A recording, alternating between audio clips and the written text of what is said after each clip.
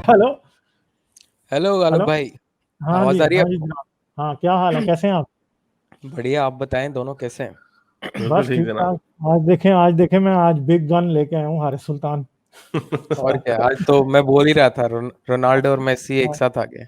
अच्छा। मैं कौन हूँ? मैं रोनाल्डो या मेसी? आप बस आप उसी रोनाल्डो रोनाल्डो। है। आप अच्छा रोनाल्डो। अच्छा। आप थोड़ा वो थोड़ा गुस्सा आया शोखे था ना आपको कभी कभी। शोखे किस्म के। नहीं, वैसे तो रोनाल्डो को मैं मेसी से अच्छा मानता हूँ। मेसी नहीं है सही बंदा। हाँ। रोनाल्डो सही है। मैं रोनाल्डो का फैन हूँ। अच्छा, चले आगे। हाँ। चलो, मैं कुछ नहीं, दो ज्यादा नाले टाइम नहीं भी। लूंगा। कुछ ऐड कर दूंगा ये यूरोप की तरफ से पॉलिटिक्स में क्या आ रहा है। पहले तो हाँ। फ्रांस की पॉलिटिशियन है, ऑपोजिशन की लीडर है। उन्होंने हाँ। आज ही बयान दिया शायद कि बांग्लादेश और पाकिस्तान से बोल रहे हैं कि इमिग्रेंट्स को बिल्कुल बैन ही कर दो आप, क्योंकि किन्होंने वहां कहा पे ये? किन्होंने कहा है? फ्रांस फ्रांस की ऑपोजिशन लीडर है, इनका नाम है मरीन ले हाँ पेन। हाँ हाँ हाँ, हाँ Marine Le Pen, she is a hard right और वो बड़ी हाँ पॉपुलर हो रही है वो।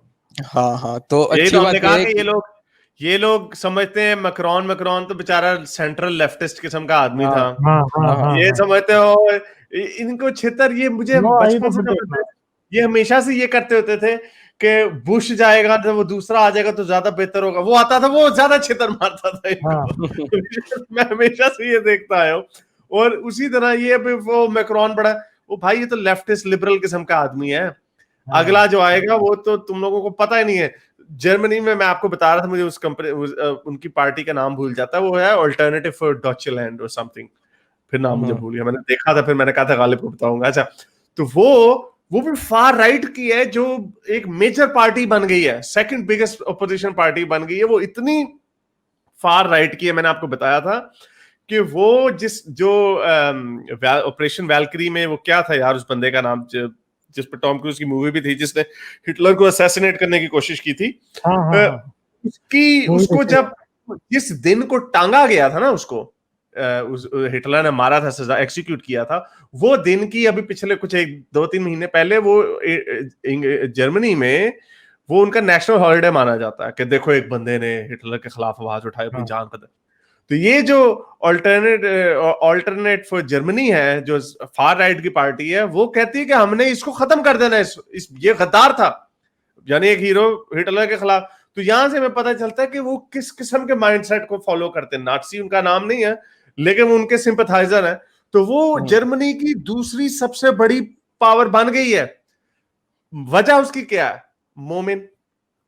मोमिनों से हर बंदा तंग है। मोमिनों मोमिनों से की बात वजह करो। से सर, सेंटर राइट के कंजर्वेटिव लोग नहीं, फार राइट के लोग बात पॉपुलर हो रहे हैं। गिर्त विल्डर कितना पॉपुलर हो गया इटली में, राइट विंग की हाँ पार्टी। और ये आपने अभी फ्रेंच औरत का बताया, लपर क्या नाम है इसका, ये भी फार राइट की है। ये तो कहती है हाँ। सीधा कि डिपोर्ट मारो, हालांकि हो नहीं सकता ऐसे। होगा हाँ नहीं, भाई मगर मसला ये है कि देखें, अगर पावर में आ गए तो कोई ना कोई लेजिस्लेशन तो करेंगे ना। हाँ हाँ, कुछ ना कुछ तो कुछ तो करें। करेंगे, तो फिर मुसीबत है। फिर ये रोते रहे जितना मर्जी इस्लामोफोबिया, फिर उन्होंने नहीं मानना। नहीं ना, राइट नहीं विंग वाले मानेगा। ऐसा भी करेंगे। राइट विंग वाले हो सकता है अगर फर्ज करो कोई मुस्लिम इनकाउंटर स्क्वाड ही कोई गवर्नमेंट बना दे वहां पे, तो आप क्या कर लोगे? तौबा। कुछ भी नहीं कर सकते, आप कुछ भी नहीं कर सकते। मेरा ख्याल है कि ये मुझे लगता है कि एक दिन हो जाएगा, क्योंकि जब जब लीगल तरीकों से ये नहीं बाज आएंगे, तो फिर इलीगल तरीका तो भाई उनकी मर्जी है, वो जितने मर्जी मारे, तुम क्या करोगे? कुछ भी नहीं जर्मनी में कर भी सकते। भागते जर्मनी में भी आ हाँ रहे हैं। फ्रांस में अभी वो फ्रांस 24 न्यूज चैनल ने सर्वे शेयर कर रहा था। 80%, एक क्वेश्चन पूछा गया मुसलमानों से कि आप पहले अपने आप को मुसलमान समझते हैं या इस कंट्री का सिटीजन समझते हैं। 81% लोगों ने, इंग्लैंड के मुसलमानों ने कहा कि वो पहले अपने आप को मुसलमान समझते हैं। कुछ 60% के करीब, कुछ 70% के करीब कुछ जर्मन थे, 60% के करीब स्पेनिश थे, सिर्फ 41% फ्रेंच मुसलमान थे जिन्होंने कहा पहले हम अपने आप को मुसलमान समझते फिर फ्रेंच, यानी अदर वे अराउंड था। यानी उस लिहाज से फ्रांस में सबसे कम शिद्दत पसंदी थी।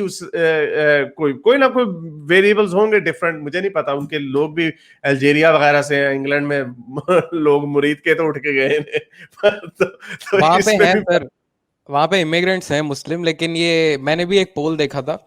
जब 2005-2006 के आसपास जब बुर्का बैन किया है इन्होंने, तो उस सर्वे में बहुत था सारे कि लोगों ने सिर्फ, सपोर्ट किया था। जी बिल्कुल, उसमें था कि सिर्फ 1900 मुस्लिम वुमेन उस टाइम पे बुर्का पहनती थी। एग्जैक्टली ये और मैंने भी ये पढ़ा, और इसमें उन्होंने ये भी बताया था कि मेजॉरिटी जो लोग थे उनको इससे प्रॉब्लम नहीं थी। हाँ हालांकि मुझे प्रॉब्लम है बुर्के पे पाबंदी लगाने से। हिजाब बुर्के पे तो चलो आप क्या आर्गुमेंट बना सकते हो, हिजाब पे पाबंदी लगाने से मुझे प्रॉब्लम है। मैं कहता हूँ लोगों को, हुकूमत का काम नहीं होना चाहिए कि आप ये पहनो या ना पहनो, लेकिन लेकिन फ्रांस के मुसलमान कह रहे हैं ठीक है। अभी एक फ्रांस के इमाम ने कहा कि हाँ भी कार्टून बनाने हैं, उन्होंने बनाने दो। एक और स्टैटिस्टिक था उसमें कि उन्होंने फिर पूछा कि तुम सपोर्ट करते हो कि बुर्का होना चाहिए वुमेन पे, तो उसमें 4 में से 1 फ्रेंच मुस्लिम्स ने कहा कि होना चाहिए। वो भी ठीक ठाक है वैसे नंबर, बट 4 में से 1 is a very good number. हाँ मतलब बाकी कंट्रीज को देखे तो it's a very good number. तो वो उसमें उनका सेंट्रल आर्गुमेंट ये था, वो ये कह रहे थे कि भाई हमने उनकी जो फ्रांस के जो गवर्नमेंट है या उनके लेजिस्लेटर है, उनकी पहली रिस्पॉन्सिबिलिटी फ्रेंच मुस्लिम है। पहले तो एक पूरी यूनिटी है ना स्टेट की, और फिर उनकी फ्रेंच मुस्लिम को उन्होंने देखना कि फ्रेंच मुस्लिम किस किस्म के मुसलमान है। जैसा कि हमें पहले ही पता है कि दुनिया के डिफरेंट मुसलमानों के डिफरेंट रवैये हैं टुवर्ड्स ब्लास्फेमी। तुर्की के लोगों के ब्लास्फेमी के ऊपर एटीट्यूड और है, पाकिस्तान के लोगों का एटीट्यूड और है, मिस्र के लोगों का और है, मलेशिया के लोगों का और है। तो फ्रांस के जो मुसलमान है उनका भी और होगा।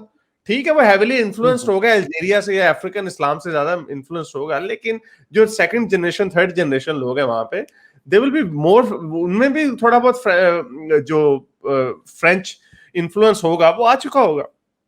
तो ये ऐसे ठेकेदार बन जाते हैं, ये मुरीदके में बैठ के, ये पोटोहार में बैठ के बन जाते हैं, पूरे इस्लाम के ठेकेदार बन जाते हैं। फ्रांस में जो जितनी प्रोपोर्शन है मुस्लिम्स की, मेरे ख्याल से बाकी कंट्रीज, यूरोप के बाकी कंट्रीज से ज्यादा है। उसका कुछ हिस्टोरिक रेलेवेंस है कि अफ्रीका से भी काफी मुस्लिम इमिग्रेंट्स को वहां से लोग आए हुए हैं। हाँ वहां से लोग आए हुए हैं, इसलिए है उनका थोड़ा बहुत। और खैर इंडिया की मैं बात करूं तो पिछले 3-4 दिन में इंडियन गवर्नमेंट ने ऑफिशियली स्टेटमेंट दी है फ्रांस के सपोर्ट में, और अनकंडीशनली उन्होंने कहा है। अब बीजेपी को मैं इकोनॉमिक पॉलिसी वगैरह पे तो मैं क्रिटिक हूँ बहुत उनका, और इंडिपेंडेंट इंस्टीट्यूशन में जो लोग इंटरफेयर करते हैं उसका भी हूँ, बट ये फायदा ये है कि उन्होंने प्रॉपर स्टैंड लिया है। अगर ये कांग्रेस की गवर्नमेंट होती तो या तो कुछ नहीं कहते या फिर कोई अपोलोजेटिक टाइप की स्टेटमेंट दे देते, क्योंकि अभी इंडिया में जो दारुल इस्लाम है, कोई इस्लामिक बॉडी है, उन्होंने गवर्नमेंट से अपील की है कि आप इसको कंडेम करें। तो कांग्रेस वाले होते तो वो झुक जाते, मतलब ये तो काफी हाई प्रोबेबिलिटी थी इसकी। तो ये तो है इंडिया की सिचुएशन। और इसके अलावा न्यूज में कुछ एक हफ्ते पहले यूरोपियन मेंबर ऑफ पार्लियामेंट हैं, उन्होंने स्टेटमेंट दी है कि पाकिस्तान को हम कुछ 4 बिलियन यूरोस दे चुके हैं 2014 से एड में, और उनका कहना है कि सबसे ज्यादा जो यूरोप के फेक पासपोर्ट्स वगैरह हैं वो पाकिस्तान से आ रहे हैं। तो उनका ये मतलब ये जो इंसिडेंट हुआ है सैमुअल पैटी का, इसके बाद उन्होंने ये इतना बड़ा स्टेटमेंट दिया है।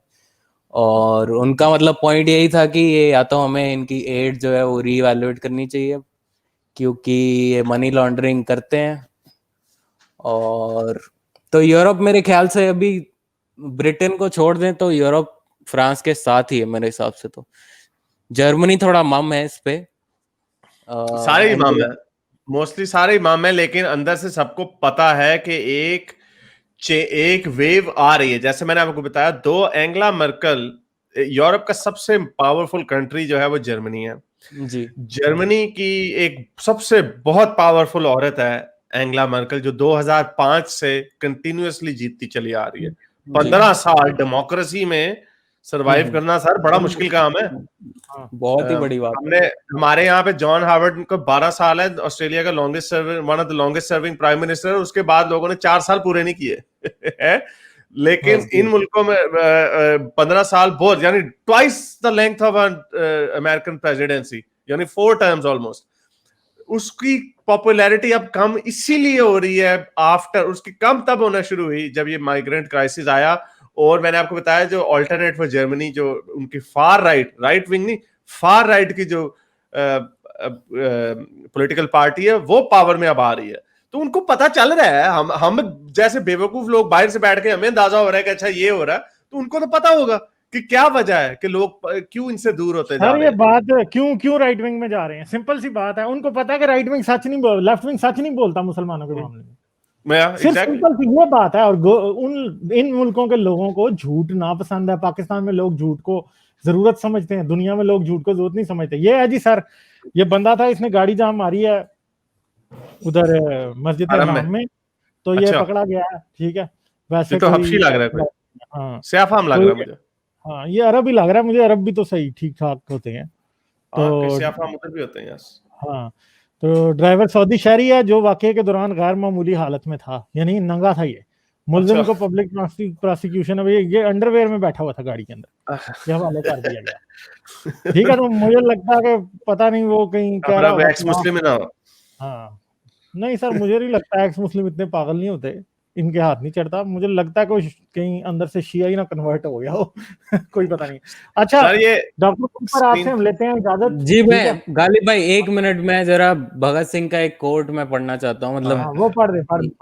ये मतलब सिचुएशन ऐसी है कि हमें ऐसे लोगों के आइडियाज की तरफ मतलब ध्यान देना चाहिए। खैर कोट ये है कि any man who stands for progress has to criticize, disbelieve and challenge every item of the old faith. Item by item, he has to reason out every nook and corner of the prevailing faith.